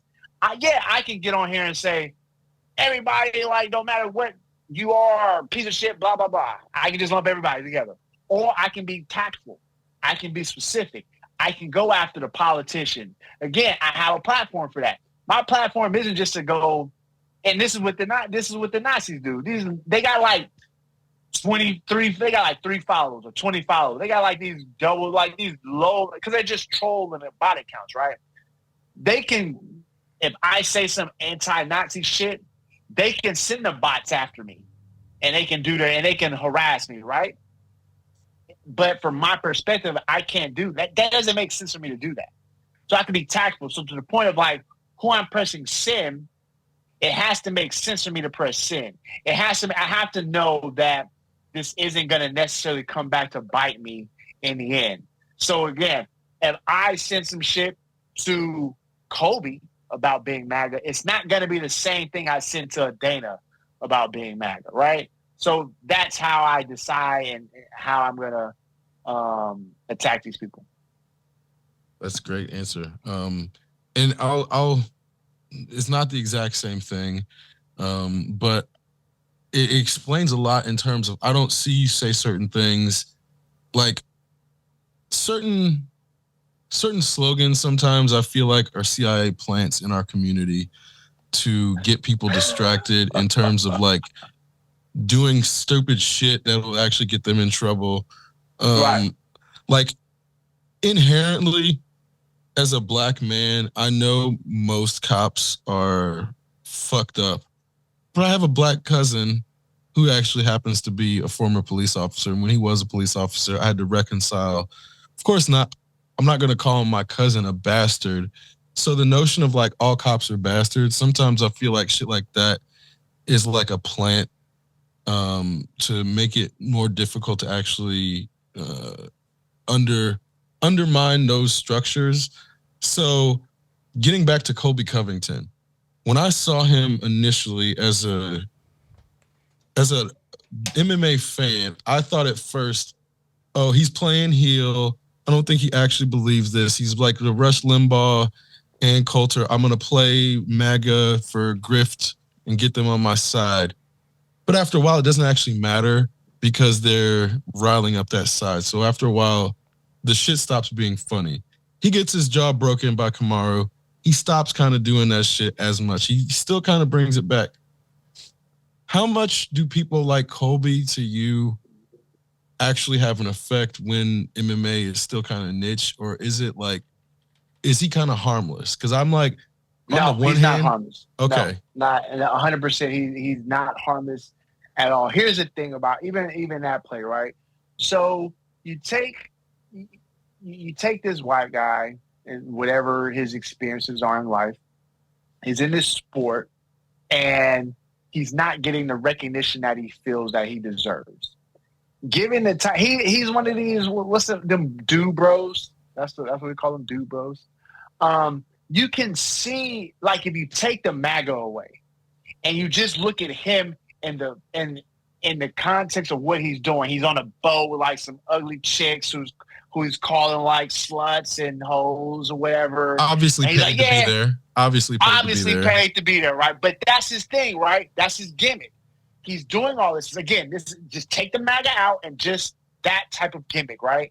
It tells you the type of person that he is, right? So now you put the MAGA layer on top of that. Because this is the gimmick he's trying to go. That's him. But what happened was he was like, how can I create this gimmick that is gonna get people to like? Because again, he didn't do a pro-black gimmick. That in itself could have got some. Imagine Kobe coming. Oh fuck yeah, that would have been just as attractive. No, just if anything, not more. Right? Oh my god, it would have been so. Oh, dude, that would have been amazing if he would have done that, right? But you take that type of gimmick and you live it. This isn't pro wrestling. This is real life. So when you decide to take that gimmick in real life, that is you in real life. People like to say, like, oh, well, Kobe can, like, when he gets home, he probably turns it off. He probably isn't MAGA when he like that when he's at home. But that's not really him anymore. The him is the person that we see on character, in character in front of the camera. That's who Kobe is. Because that's all it is this idea of this persona that you put out and that you perpetuate to people. So if you have, it's kind of like, but like the tree falls, did it make a sound? Did it really make a sound? It did make a night. Did we hear the sound? No. But yes, it made a sound. A fucking tree fell. It don't matter if anybody saw it or not. The tree fucking fell, so it made a sound. Yeah, the laws of physics exist whether or not they are observed. Exactly. First of all, physics is my favorite science, by the way. That's always been my favorite science. I've been a math guy. So that's why I use that analogy. Yeah, it's like the fucking tree still makes a sound. So when Kobe goes and he's like, when Kobe isn't going full MAGA, is that that's the no. That's him. And I told people, I was like, yo, there's no coming back from that. Like, once he did that, and that's him forever. Now, maybe he's okay with it. I feel he's okay with that, just given the landscape of where life is right now. But like, that's the play. So to the point when you have someone who's now an interim champion, who has his platform in this crazy industry that we're in, yeah, like that's gonna make, because these people are also part of regular society too. They're fans. They're fans of this sport, but then they're gonna embed themselves in the regular society. For me and Jake, like the issue I have is, or not issue I have is that Jake isn't that person because he is in MMA. So Jake isn't going to branch out into regular society. He's in his society, but the fans, they're gonna be bitten by this MAGA bug. It's gonna infect them, and then that shit's gonna definitely spread into people who. Remember, I said I train with people from homeless to fucking doctors and lawyers and everywhere in between. That person who's a fan, whether they train or not, they're going to interact with people who are in regular society and going to infect them, because people in general are gullible as fuck. People in society are, because life is life is heavy. Life in itself is going to weigh you down. It's going to put these problems on you. So people aren't trying to like people can't, like if you got life issues, you can't think like me because you don't have the bandwidth to think like me. I get to think like this because I just get to live my life and have fun. But if you gotta like worry about your bills, they may repo your car, you may lose your job, how I'm gonna get to, like if you got all this shit to worry about, you're not worried about some Nazi saying some mean shit online. You're not even online because you ain't got time to. But that same person who's all his life and then they see Kobe Covington say some crazy shit, they don't have the bandwidth to go check out if he's telling the truth or not. They just believe it. They don't check. They don't fight pushback. There's no pushback. So that's why people are so easy to be manipulated to believe that anti-white is a real thing. And the reason it's a real, and the reason I say that is because it's all about people's experiences. So if people have never in life met a black person, right? But the only thing they see about black people is like what they see on TV, that they don't have the ability to check that. They just don't believe because they got so much other shit going on. Hey, the media, the TV told me they fucking black people are this. I'm gonna believe it. Kobe coming. I was watching the fights and I saw Kobe say some shit about black people. I believe it because they don't have any way to check it to the point of Jake Shields. People follow and believe Jake Shields. They don't have time to go check and see if Jake Shields is a piece of shit because they're a fan of it. Why? I'm a fan of Jake Shields. Why would I? I've never been. I mean, I'm a fan of people, but like fighters, I rarely go and check like what they do in their personal life. I have no idea. But I found out through this MAGA shit, through the Jake Shields shit, I know a lot of piece of shit people that I know a lot of people. Man, and I'm gonna call him out real quick. He goes in that Dewey Cooper fucking bag. Terrence McKinney. Bro, dude. I'm so glad you did. I wasn't gonna try to call him out, but I'm so glad you did. Oh my God. Let's talk about him for a second. Right. Let's talk about him for a second. And this was the funny thing about it, he was in Houston maybe like a couple weeks prior. No. He was in Houston a few weeks before my fight. So this was in December. So let's say I saw him like 2 months prior. We got a picture together. I posted this shit with it. And then this motherfucker. And then I get it. It's Jake Shields. He's good at what he does. And you want to learn from, you're in the thing that he's really good at what he does, right? So you want to learn some shit. I get it. But for me, I know how to draw a line. I can respect myself. But let's take Terrence. Even in that moment, if I were Terrence, what I would have done. I probably still gonna go train with Jake Shields and all that. But there's no way in fucking life am I gonna take a picture with Jake and allow him to use it for his benefit. I'm not gonna take a picture and post on my social media. First of all, he's a pick me. Wait. This is the first time I'm thinking about it as I'm saying it right now. He led with, "Oh man, Jake, I've always wanted to train with you. We've been missing each other, and our schedules finally synced." First off, that's a lie because nobody's always wanted to train with Jake Shields. If you want to train wrestling, Jake Shields is not the first person you think of, so that's a fucking lie. But 100%, right? But let's just say that was true. Let's just say, for story purposes, that part is 100% factual. So what you're telling me is you don't fucking know Jake Shields. You're telling me that you don't know him personally to get a good idea of what he is outside of fucking fighting. That's what that's what that sentence tells me. And then you follow it with, or I don't know, he led with whoever. Jake's no Nazi. He's no racist. Blah, blah, blah, blah, blah. Wait. You just said you don't really know him. You've been trying to like get together. Y'all been missing each other. And then in the following, you're going to tell me like you know him outside of fighting? No. So then you allow this person to use you. Like, and that's why I really, because he like unfollowed me on Twitter and then he posted a picture. And I'm like, bro, like, that's really disgusting. Like, because one, you didn't have to do that. But because you did, now you lump yourself over here. So I equated Terrence McKinney to like a Candace Owens. Yeah, And he is. No different. Him and Aljamain.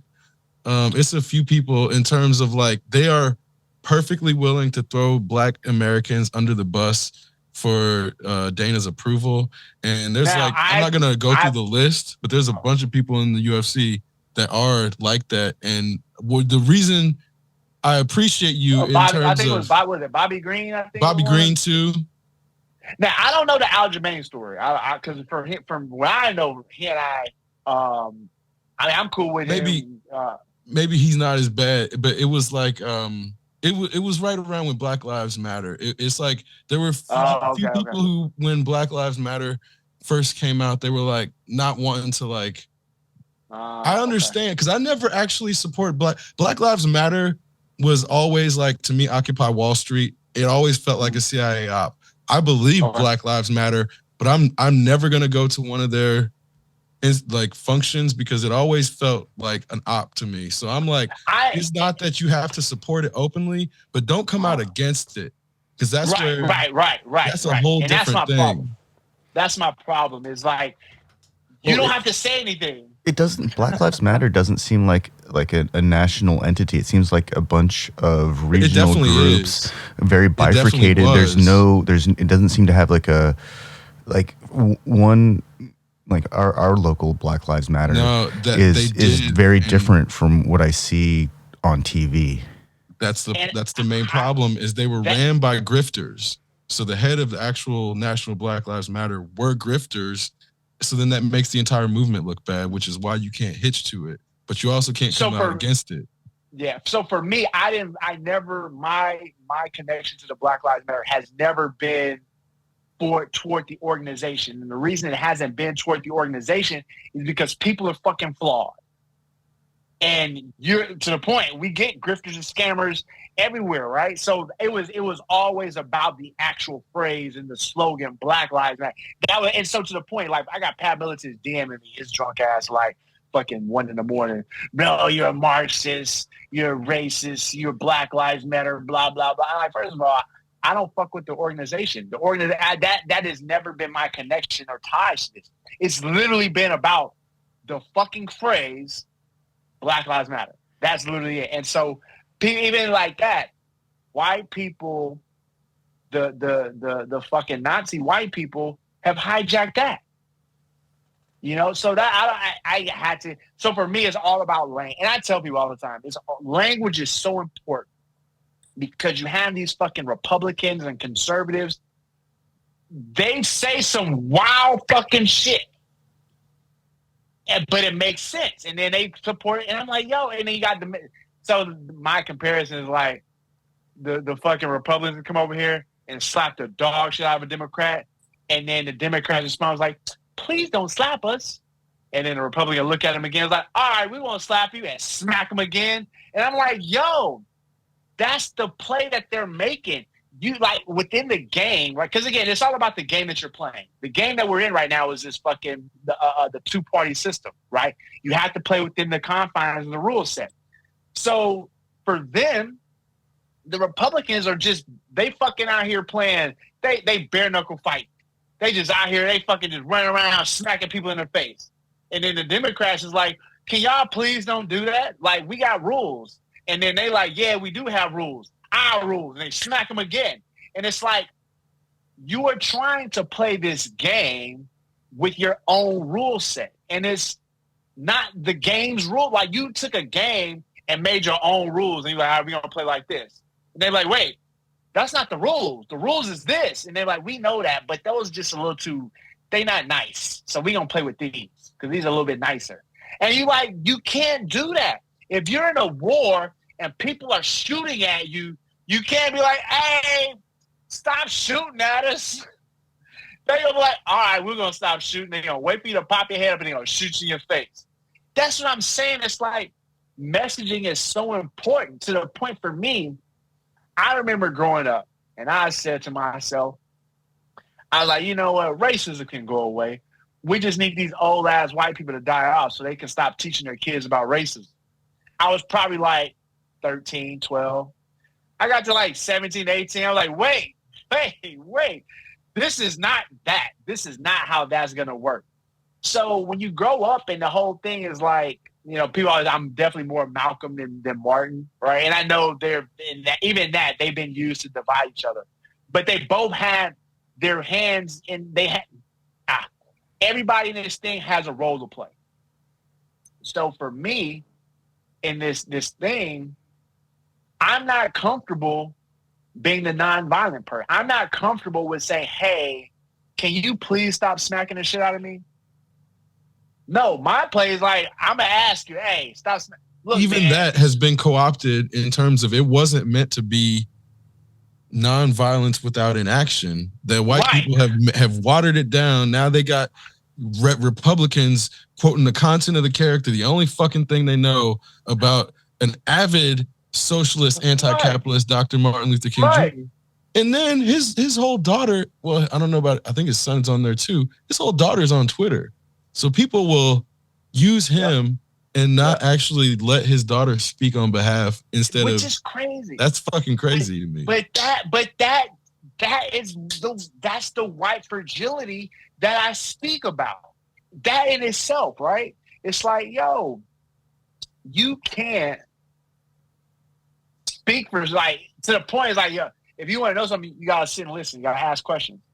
But they're trying to project their white fragility on it. Like, yo, you can't, like, we're not gonna do that. So to the point of me, right? And I get it all the time. People, they're on my DMs all the time. Like, bro, like, why are you like this? I've gotten word from like execs in the UFC, and they're all confused. They were like, why does he have black power? Why is he so pro-black? Except he grew up around white people. He comes from privileged background, blah, blah, blah. I'm still black, bro. And I chose to stand with my people.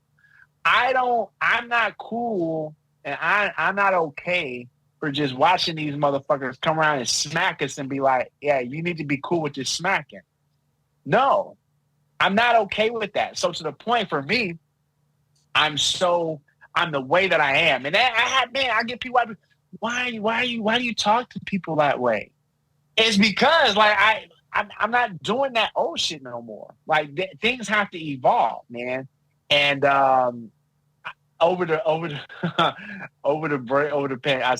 pandemic, I had a lot of conversations. I had conversations with a nun who was a fucking Candace Owens supporter.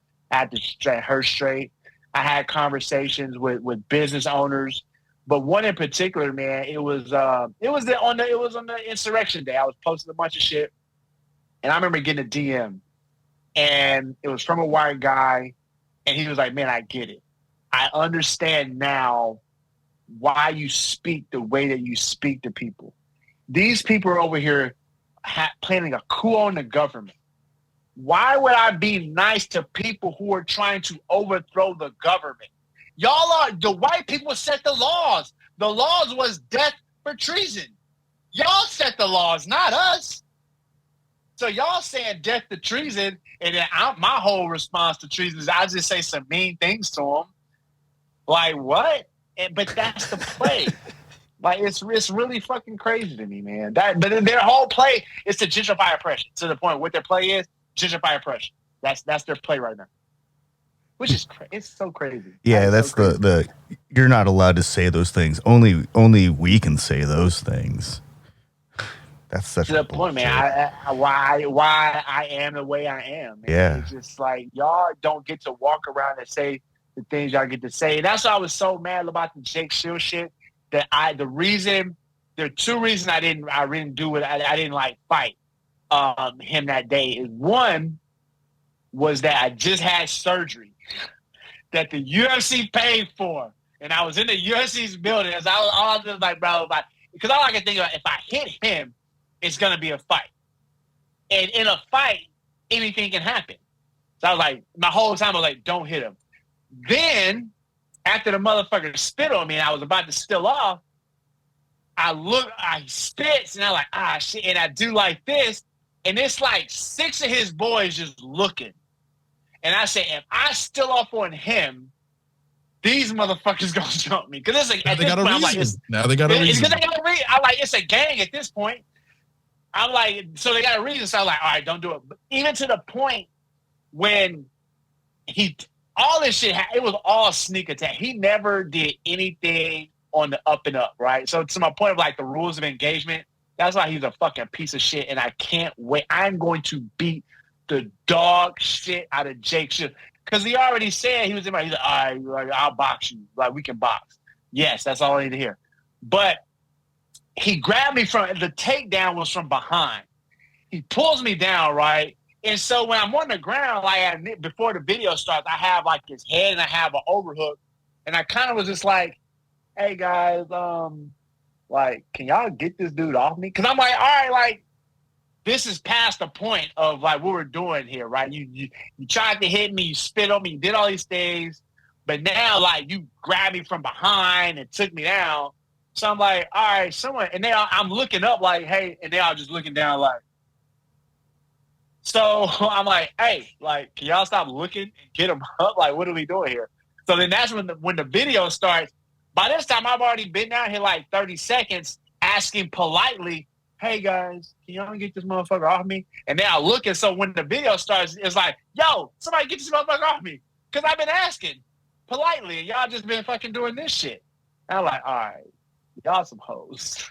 Well, That's all I could tell by the crowd that he had clearly picked the color of the people that he was going to bring to confront you in terms of like the optics. So this was clearly like he had some optics planned, and when the video cuts on, it's like the way it happens, like, oh, this is staged in terms of he's trying to stage this thing, which is why you can't fight back, because anytime like he properly staged it, not only is he going to not be looking racist because he brought his pick-me non-white friends to support that he's not racist, then it only cuts on once there's like no way to prove how it started. So I knew working in production, I'm like, oh, this is a stage thing that Jake thought he was going to do his little production and then put it on social media, get out ahead of it, and then sue you. I know he was going to try to sue you. Oh, here's the thing. I know for a fact, because I'm suing him, by the way. He already's planning to countersue me for he was planning to sue you from before that shit even started. Because I can tell by the way it was staged that he, like I said, he brought his little cronies, his little non-white cronies, to prove to the court that he's not racist. He's got a black friend. He's got a Muslim and a friend. So I could see, again, this is where my experience as a black person, I could see those things. Right. It's but yeah, like I said, it was the whole thing. I was just like, it was really weird. Like, so to the point, like even then, like when he was on the ground, the reason I had to cover up the way I covered up, I just had surgery, and they're like, oh, you don't know how to get it. I was like, look, any type of escape that I would have tried would have left my face open. It don't matter what type of escape I would have tried, my face would have been left open, and he was throwing punches and elbows. So it was like, yeah, I may get up, but at least one of those punches and elbows is going to land when I'm getting up. So I was like, you know what? I'm just going to stay right here. I'm going to take this right quick because I don't need this motherfucker to hit me in my face. And then again, I was like, it's a group of people. Someone's going to... Man, you know, it never occurred to me to say I'm not racist, I have white friends, because it seems like the whole I'm not racist, I have a black friend thing seems such a bullshit thing. Like, I just have friends. And it doesn't ever really occur to me to be like, oh yeah, my friend Chris who is black. Like you know, that's just not how it works. Like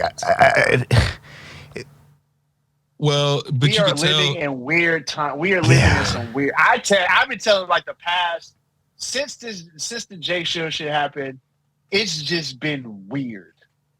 And then you follow up with the Dana White slapping his wife, and then the people who are supporting, like even black people supporting that. I'm Jamal Hill. No. Wait, let me clarify. Let me clarify, because I saw that. I saw his please comment. do, because I wanted to support him when that shit happened. So I remember I heard my first. Let me see. Everything happened, and all I saw was Jamal Hill supports Dana White, and I was like, "Wait, what?" But I heard it like secondhand. Third hand. That's all I saw too, because I think by the time If you go back and watch the no. So if you go back and read what he said, it was not in support. It was something like, remember, context matters, right? The gist of the tweet was, if she didn't want to get hit, she shouldn't have hit him. It was never like, oh my God. It was never anything supporting Dana White. It was the tweet was the gist of, if she didn't want to get hit, she shouldn't have hit him. But here's the context. We have to remember Jamal Hill is from Detroit, right? So if we're talking about someone who's from the hood, Detroit particularly, the whole thing is, hey, man, look, keep your hands to yourself. This isn't a white person who lives in fucking the suburbs in some mansion. So again, what we should talk about is, should he have said anything or not? That's all. His tweet was. He didn't have to say anything. Is he got misconstrued because he said something. Period. So to the point, if you don't want, like, he didn't have to say that. So in that position, because he said something, they're going to use it, and they misconstrued it, and they did that to him. So for him, I just wish he wouldn't have said that. But even what he said, he didn't support Dana White. That makes me feel better. Thank you. Me too. Because I was like, wait, why would he say that? And so I was like, let me see what he said. And I read what he said. I was like, and so here's what happened. You're gonna get white people, the liberal or those types of white people, the progressive white people, who have their own type of fucking racism. Progressive in appearance only. Only appearance only. So the progressive white people was like, they see the tweet, and he was like, hey, if you don't want to get hit, you shouldn't hit nobody. Oh. That was literally all the tweet was. If you don't want to get hit, don't hit nobody. It wasn't hitting a woman, hitting a man. It was none of that, right? So the progressive white people going to say, oh my God, he supported Dana White because, like, if his wife wouldn't have hit him, Dana White wouldn't have hit her. And so it's like, nah, y'all can't do that. You can't do that. And it's white people who fucking do that. Man, I've never heard of progressive in name only either. Pinot is fucking great.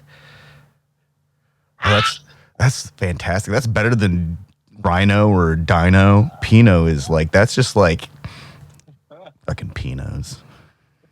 Fucking Pinots, bro. But yeah, man, like that. But to the point why language is so important and what you put out is so important, people will hijack that shit really quick. And that shit is so, like, that's some of the nastiest shit to me, is like the people who hijack things that's clearly not about them, but then they make it about them.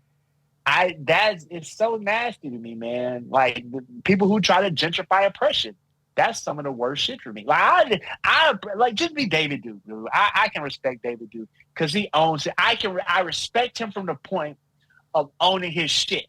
He's not to the point here. Out of all the shit that happened, I respect Jake Shields from his thug perspective, because he told me, he said, when I see you, it's on site. And I kind of just look like, whatever. Because again, on site is a term that you're going to use for the streets. He actually used it right. He used it right. I give it to him. But my whole thing is like, even in that moment, it's like, I get it's on site. But at what point do you like, you check your surroundings? All right, it's on site. But damn, maybe I shouldn't be on site at the fucking PI where there are cameras everywhere. But see, I respect him because he said his striking is too shit to do anything, so that's why he took you down. So he at least acknowledged that. But we're running up on a minute left. Do you have anything to promote?